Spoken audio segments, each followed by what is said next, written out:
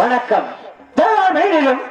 தன்னை சார்ந்தார் தன் குலமென்று சொல்வதெல்லாம் வெளிவர்கள் சமையல் கோடி பொற்கதை பாடினாலும் நலம் நலம் என்று சொல்வதெல்லாம் நெகிழ்ந்த ஒரு பெரியவர் தன்மை அத்தமை வலை 4 வேதம் 6 சாஸ்திரம் 18 புராணம் 24 யாகம் 32 தான தர்மங்கள் 64 கலைநாணம் 96 தத்துவம் 108 மரணக்கான சொல்லக்கூடிய சகல சத்தங்கள்லாம் ஐயமில்லாமல் கற்றுணர்ந்த சிறியோர் பெரியவர் அனைவருக்கும் இதோ நான் ஆதி தர்மசனுக்கும் அன்னை காமாட்சிக்கு வந்த பாலகன் காத்தமத்தென்ற காத்தவராயன் முடி சார்ந்த வணக்கத்தை கண்ணுடன் தொட்டு சமர்ப்பிக்கின்றேன். நன்றி நன்றி. வணக்கம் வணக்கம் பல.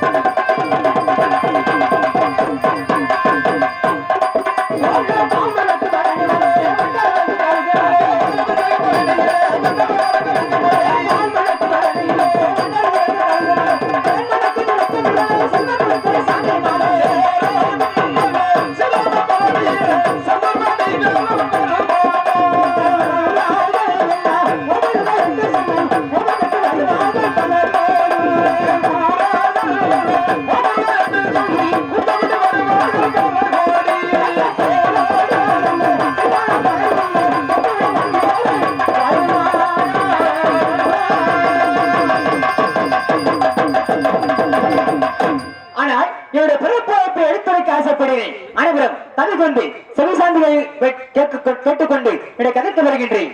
ஆனால் என தந்தை ஆதிபரமேஸ்வரன், என தாயாரை பார்வை தேவி, என தந்தை சிவபெருமானம் இந்த பூலோகத்தில் உள்ள இருவரும் முதல் 84 லட்சம் ஜீவராசிகளுக்கு என தந்தை சிவபெருமான் படியளப்பது வழக்கமாகும். அப்படி ஒரு நாள் சமயத்தில் என தந்தை சிவபெருமானம் படியளக்க சென்று விட்டார்கள். என தாய் காமாட்சி தன்னன் உரிமையாக அந்த கைலாயத்தை அமர்ந்திருந்தார்கள். அப்பொழுது அங்கு ஒரு நாரத மாமனர் வந்து என் தாயிடத்தில் ஒரு கலங்கத்தை ஏற்படுத்தினார்கள். எப்படி என்றால், தாயே, நீங்கள் மட்டும் தன்னன் தன்மையாக இருக்கிறீர்களே, எனது தந்தை சிவபெருமான் எங்கே என்று கேட்டார். அதற்கு என் தாய் காமாட்சி எடுத்துரைத்ததாம். எப்படி என்றால், அண்ணா, உன தந்தை சிவபெருமானம் இந்த பூலோகத்தில் உள்ள பரப்பன, நடப்பன, நீந்துவன, நிகழ்வன சொல்லக்கூடிய 84 லட்சம் ஜீவராசிகளுக்கு உனது தந்தை சிவபெருமான் படியளக்க சென்று விட்டார் அண்ணா எழுதிவிட்டார்கள்.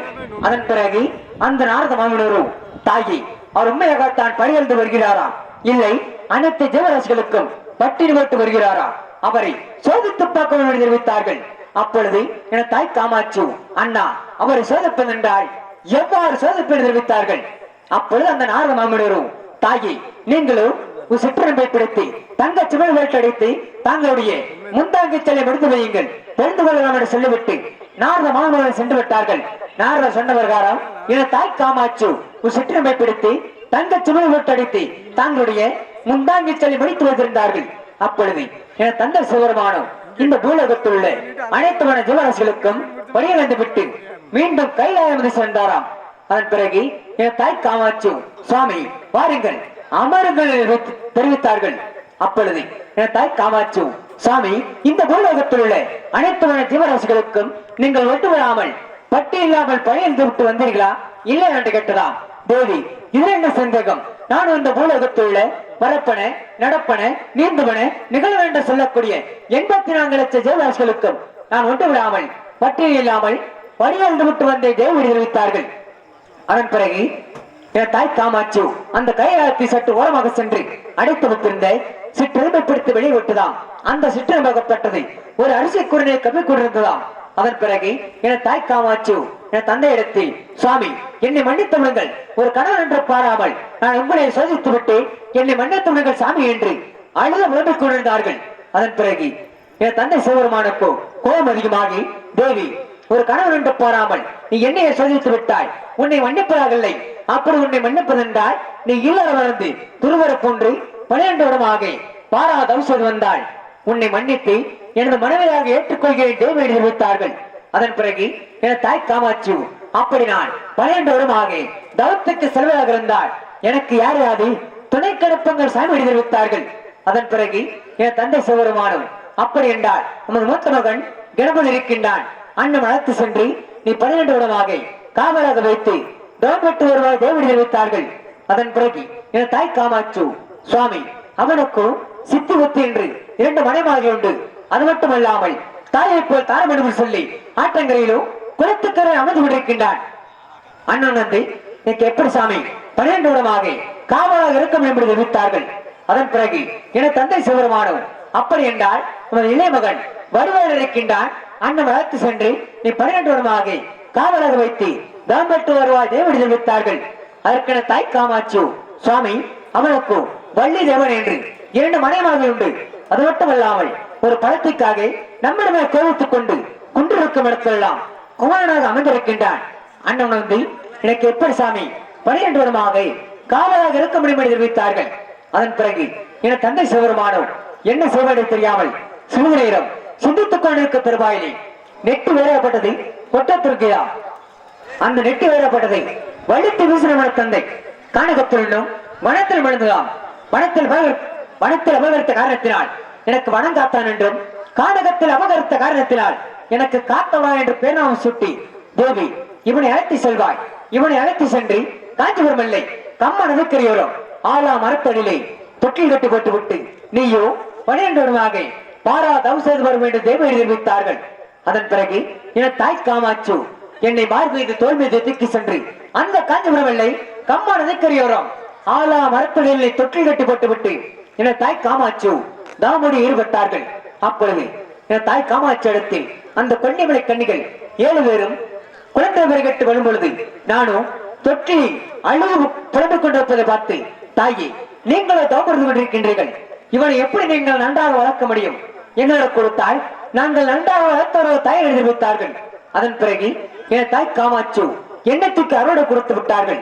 அவர்களும் உருண்டைச்சூர் திருண்டைச்சூர் பால் பழம் என்று ஊற்றி நன்றாகவே வளர்த்து வந்தார்கள். அது மட்டுமல்லாமல் எனக்கு சொல்யுத்தம் பொய்யுத்தம் கூடு விட்டு கூடுவதல் மோடி வைப்பது மோடி எடுப்பதென்று பல வகையான மக்களும் கற்றுக் கொடுத்தார்கள். நானும் நன்றாகவே கத்து தெரிந்தேன். ஒரு நாள் சமயத்தில் அந்த ஏழுவர்களும் என்னை மகனே மகனே என்று அழைத்தார்கள். தாயி, நீங்கள் ஏழுவர்களும் என்னை மகனே மகனே என்று அழைக்கிறீர்களே, நான் யாருக்கு மகன் என்று கேட்டேன். அப்பொழுது அந்த ஏழுவர்களும் தெரிவித்தார்கள், எப்படி என்றால் நாங்கள் உனக்கு வளர்ப்பு தாய்தான். அப்படி உன்னை பெற்றெடுத்த தாயாரை பார்க்க வேண்டும் என்றால் காஞ்சிபுரம் இல்லை கம்மன் இருக்கிறோம் ஆளா மரத்தரிலே 12 வருமாக காமாட்சியார் தாமதம் இருக்கின்றார்கள். அங்குதான் உன்னை பெற்றெடுத்த தாயார் எழுதிவிட்டார்கள். அப்படி என்றால் என்னை பெற்றெடுத்த தாயாரை நான் இப்பொழுதே பார்க்க வேண்டும் என்று சொல்லி அவரிடம் விடைபெற்று, அது மட்டுமல்லாமல் தாயி, நான் இங்கிருந்து செல்லும் வழியிலே எனக்கு நான் ஆபத்துகள் எழுந்து விட்டால் என்னை வந்து காப்பாற்ற வேண்டும் என்று சொல்லி அவருடைய சத்தியம் வழங்கிக் கொண்டு அங்கிருந்து தாயாருக்கு மாலையை தூக்கி அங்கு சென்று பார்க்கும் பொழுது என தாயாரி தலை முதல் பாதம் வரை காக்கை குருவியை எச்சரித்துக் கொண்டிருந்தது. நானும் கங்கை யமுனை காவேரி தொங்கவாசல் என்று சொல்லக்கூடிய பல வகையான ஆறுகள் சென்று ஜலம் எடுத்து வந்து என தாயாரி தலை முதல் பாதம் வரை விட்டு சுத்தம் செய்து சந்திர குங்குமம் விட்டு, அம்மா தாயே காமாட்சி என்று எதிர்ப்பு தாய் காமாட்சி என தாய் காமாட்சி கண்மெடுத்து பார்க்கவில்லை. ஏது காரணம் என்று தெரியாமல் நானும் என் நெடுமலுக்கு அந்தகள்லாம் பயன்படுத்தி என் தாயாருக்கு நெற்றிக்கண்ணுக்கு நேராக செங்கிற தண்டால் முளைத்திட பொழுது அந்த நிலைப்பட்டதுமே என் தாயாரி 12 வாரமே குறைந்து வந்ததா? ஆகா, 12 வாரமே குறைந்து வருகின்றது. யாராக இருக்க முடியும் எண்ணி என்னை மீண்டும் உயிரிழப்பு அடையப்பாளகா யார் என்று கேட்டார்கள் என் தாய் காமாட்சி. தாயே, நான் தான் உங்களோட மகன் காத்தவராய வந்து கிட வைத்தேன். மகனை காத்தவராயா வந்துவிட்டாயா மகனே, இனி நீ எங்கு செல்ல வேண்டாம். என்னுடைய இருந்து எனக்கு காலை மாலை உச்சி என்று சொல்லக்கூடிய 3 முப்பூசிகளும் செய்து வர வேண்டும் மகனை எழுதி வைத்தார்கள். சரி என்று ஒப்புக்கொண்டேன். ஒரு நாள் சமயத்தில் என் தாயாருக்கு பாதபூஜை செய்ய நான் மலர் வைத்து தோட்டம் சென்றிருந்தேன். அங்கு சென்று பார்க்கும் பொழுது காலையில் ஒத்த மலர் மாலையில் இருப்பதில்லை, மாலையில் ஒத்த மலர் காலையில் இருப்பதில்லை. ஏதோ காரணம் என்று தெரியாமல் நானும் ஒரு மரத்தில் ஏறி பார்த்துக் கொண்டிருந்தேன். அப்பொழுது அந்த தேவலோக கண்ணிகள் 7 பேர் வந்து என்னுடைய மழைகளாக பறித்து அந்த கங்கை மேட்டில் வைத்துக் கொண்டு அவர்கள் திருட விட்டு அந்த கங்கை மேட்டில் வைத்துக் கொண்டு நீராடிக் கொண்டிருந்தார்கள். நானும் 7வது இலைகளை திருடாடி மட்டும் எடுத்து ஒளியை வைத்து விட்டேன். அந்த 6 கண்ணிகளும் அவரவர் திருடாடியை முடித்து விட்டார்கள். 7வது இலைகள் திருடாடி இல்லை என்று மீண்டும் அந்த கங்கையில் என்று ஆண்டு கொண்டார்கள். அதன் பிறகு அந்த 6 கண்ணிகளும் என் தந்தை சிவபெருமானத்தில் போய் முறையிட்டார்கள். என் தந்தைக்கு கோபம் அதிகமாகி நான் மழலைக்கு தோட்டம் வந்து சென்றார். அடே யாரடா என் படிப்பை சிலையை திடீர் என்று கேட்டார். நான் தான் வைத்தேன். எப்படி என் படிப்பை சிலையை திருடலாம் என்று கேட்டார். எப்படி என் அனுமதி இல்லாமல் என் தோட்டத்தில் விழுந்து மலர்களை பெருக்கலாம் என்று நான் கேட்டேன். அதற்கு என் தந்தைக்கு கோபம் அதிகமாகி என் நெற்றிக்கண்ணால் சுற்றரிக்கப்பட்டார்கள். அப்பொழுது என் தாய் காமாட்சி எழுப்பினேன். என் தாய் காமாட்சி அணையாத நெருப்பிலே எனக்கு சால வரப்பட்டு தந்தார்கள். அதன் பிறகு என் தந்தை சிவபெருமானும் தேவி இப்ப இவனை காப்பாற்றி விட்டாய். ஒரு நாள் இல்லை ஒரு நாள் இவனை கழுகு மரத்தில் ஏற்றி நச்சுள்ளார குத்தி காய்ந்து உணர்ந்த சாபான் என்று சாபத்தை சொல்லிவிட்டு என் தந்தை சிவபெருமானை சென்று விட்டார்கள். மீண்டும் தாயாருக்கு பாதபூஜை செய்து வந்தேன். ஒரு நாள் சமயத்தை தாயே, நான் இன்று வேட்டைக்கு செல்ல வேண்டும், எனக்கு விடை கொடுத்த அனுப்புங்கள் தாயை கேட்டேன். அதற்கான தாய் காமாட்சி, மகனை காத்தவராயா, நீ இன்று வேட்டைக்கு செல்வதாக இருந்தால் நீ 3 மறக்கமாக போய்வா, ஆனால் தெற்கு திசாக மட்டும் வேண்டாம் மகனை எழுதி வைத்தார்கள். சரி என்று ஒப்புக்கொண்டேன். ஆகா, தெற்கு திசாக சென்றால் என்ன நடக்கும் என்று சொல்லி நானும் தெற்கு திசாக சென்றேன். அங்கு சென்று பார்க்கும் பொழுது காரண அம்மையப்பட ஒருவனை கண்டேன். அவ்வூரை சேர்ந்த மாறுமைக்கு செல்வர்கள் 7 பேரும் அவனை பிள்ளையாராக வைத்து பந்தால் அடித்துக் கொண்டிருந்தார்கள். அவனு வலிதாக முடியாமல் அழகிக் கொண்டிருந்தான். எனக்கோ மனம் தாங்கவில்லை. என்ன செய்வதை தெரியாமல் நானும் மாடுமைக்கு சின்ன சிறுவன் போல் ரூபம் கொண்டு அவனுடன் சென்று நானும் பந்துள்ள வருகிறேன் என்று கேட்டேன். அதற்கு அந்த 7 பேர்களை என்ன தெரிவித்தார்கள் என்றால், நீயும் வருவதாக இருந்தால் நீ ஒருவர் மட்டும் ஒரு பக்கம், நாங்கள் 7 பேர் மட்டும் ஒரு பக்கம் என்று தெரிவித்தார்கள். சரி என்று கொண்டே பந்தை என் கையில் கொடுத்தார்கள். ஒரு கையால் பிடித்து காலால் 8 விதத்தில் இந்த பந்தை கண்டுக்கெட்ட சென்று விட்டது. பந்தை எடுக்க அனைத்து சிறுவர்கள் ஓடிவிட்டார்கள். நானும் காலால் அம்மையப்பட்ட மனுவனை அங்க இருக்க செடி கொடிகள் அப்படிங்கி ஒரு கூடை செய்து என் தலைமீது தூக்கி சென்றேன். எங்கு என் தாயாருக்கு மாலையத்துக்கு அங்கு சென்றோடனே மகனை காத்தவராயா இவன் யாரா என்று கேட்டார்கள் தாய் காமாச்சு. நானும் அங்கு நடந்த விவரத்தை என் தாய் இடத்தில் ஒன்றாமை எடுத்துச் சொன்னேன். மகனை காத்தவராயா அப்படி என்றால் இவன் வேறு வருடம் அல்ல, மும்மூர்த்திகளுக்கு பிறந்த முதல் மகன்தான். இன்று முதல் உனக்கு அண்ணனாகும் எனக்கு மகனாகும். நீங்கள் இருவரும் ஒன்று விட்டு ஒன்று புரியாமல் இருக்க வேண்டும் மகனை எழுதி வைத்தார்கள். சரி என்று போக்கொண்டேன். மறுநாள் வெள்ளிக்கிழமை சமயத்தில் தாயே நான் இன்று வேட்டைக்கு செல்ல வேண்டும், எனக்கு விடை கொடுத்து அனுப்புங்கள் தாய் என்று கேட்டேன். அதற்கென தாய் காமாச்சு மகனை காத்தவராயா நீ இன்று வேட்டைக்கு செல்வதாக இருந்தால் நீ 3 திசை மார்க்கமாக போய்வா, ஆனால் மேற்கு திசையாக மட்டும் வேண்டாம் மகனை எழுதி வைத்தார்கள். சரி என்று போக்கொண்டேன். ஆகா மேற்கு திசையாக சென்றால் என்ன நடக்கும் என்று சொல்லி நானும் மேற்கு மலையாள தேசம் வங்கணத்து எல்லை தொட்டியாத்து கிராமத்துக்கு பாம்பாட்டு சித்தன் போல் சென்றிருந்தேன். அங்கு சென்று என்னுடைய பாம்புகளை வைத்தினான் விளையாடிக் கொண்டிருந்தேன். அந்த நாட்டு மக்கள் எல்லாம் என்னை பார்த்தார்கள், ரசித்தார்கள், சிரித்தார்கள். ஆனால் பிச்சை காசு கூட போடவில்லை. ஏன் என்று கேட்டேன். எங்கள் எஜமான தொட்டியாத்து சென்றால் உத்தரவில்லாமல் உங்களுக்கு பிச்சை காசு கூட போட மாட்டோம் என்று வித்தார்கள். எனக்கோ கோபம் அதிகமாகி கடைக்கு ஒரு பாம்பு, வீதுக்கு ஒரு பாம்பு, வீட்டுக்கு ஒரு பாம்பாவை ஏன் விட்டேன். அந்த நாட்டு மக்கள் எல்லாம் அலறிக்கொண்டு தொட்டியாத்து சின்னான போல் முறையிட்டார்கள். தொட்டியாத்து சின்னானம் அங்க குலுங்கி ஆங்கார் வங்கி பல்கடித்து வீசம் இருக்கி ஓஹோ என்று ஓடி வந்தான். நானும் நின்று கொண்டிருந்தேன். அண்ணன் வந்தவுடனே அடே யாரடா நீ? என்னை விட பெரிய மந்தெடுத்து வல்லவனா இல்லை தந்தெடுத்து வல்லவனா? என்னை விட பெரிய மந்தரக்காராக இருந்தால் நான் வைக்கு மாறி அழுத்து விட்டால் இன்றிருந்து நான் உனக்கடிமை, இல்லை என்றால் நீ எனக்கு வேண்டிய விட்டான். சரி என்று கொண்டேன். என்னென்ன மொழிகள் வைத்தான் என்றால் 7 எலுமிச்சங்கனி, 7 கொள்ளித்தலை, 7 ஆட்டுத்தலை, 7 பன்றித்தலை மொழிகளை வைத்தான். சில மொழிகள் எடுத்து விட்டேன், சில மொழிகள் எடுக்க முடியவில்லை. நானும் மயங்கி கீழே சென்று விட்டேன். அப்பொழுது எனது மாமா மகள் சிகப்பலையை கருப்பலை என்று சொல்லக்கூடிய 2 பேரும் அவ்வழியாக பால் ஓர்வித்து வரும் பொழுது ஆகா நம்ம அத்தமகன் இப்படி சார்ந்து கிடக்கும் என்று சொல்லி எனக்கு திருத்தம் செலுத்தி என்னை மீண்டும் உயிரிழப்பினார்கள். அண்ணன் கண்ணு வைக்க நேரத்தில் அண்ணனுக்கு அனைத்து மொழிகள் எடுத்து விட்டேன். நானும் வெற்றி பெற்று விட்டேன். அண்ணன் அழைத்து சென்றேன்.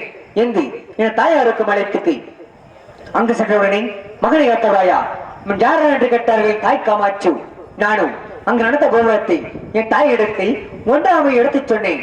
மகனை காத்தவராயா அப்படி என்றால் இவன் வேறொருவனும் அல்ல, என்னுடைய தங்கையின் திருமண கண்டு மகன்தான். இன்று முதல் உனக்கு தம்பியாகும், எனக்கு மகனாகும். நீங்கள் மூவரும் எனக்கு காலை மாலை உச்சி என்று சொல்லக்கூடிய 3 முப்பூசிகளும் செய்து வரும் மகனை எழுதி வைத்தார்கள். சரி என்று போட்கொண்டு ஒரு நாள் சமயத்தில் அண்ணா எனக்கு 3 நாள் வெடிபடுங்கள்.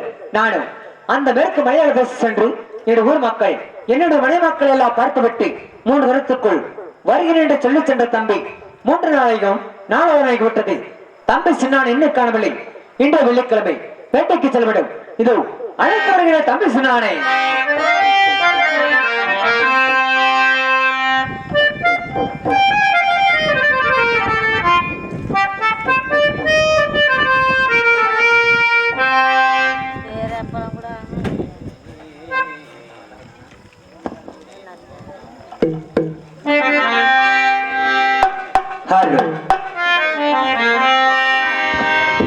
இதோ அழைத்து வருகிற தம்பி சொன்னானே வணக்கமானே. தம்பி சின்னா தம்பி சின்னா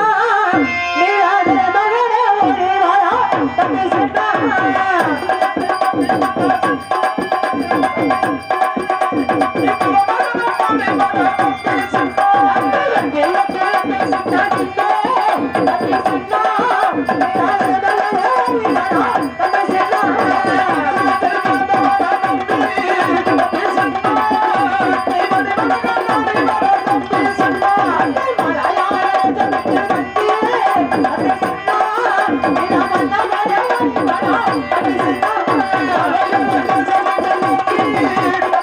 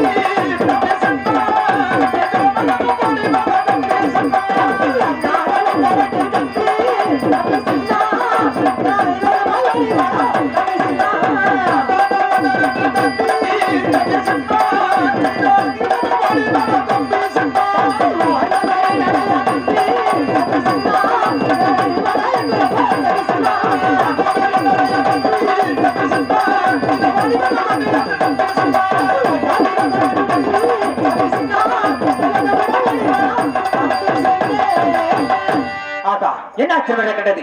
தம்பி சின்னானை இன்னும் காணவில்லை. இது மீண்டும் பார்த்து பார்ப்போம் தம்பி சின்னானை. தம்பி மலையாளே சலித்தே, தம்பி சின்ன மன்னவளே ஓடி வாடா. பேசப்பட்டு பம்பரத்து ஓடி வாடா. சாமி மாறி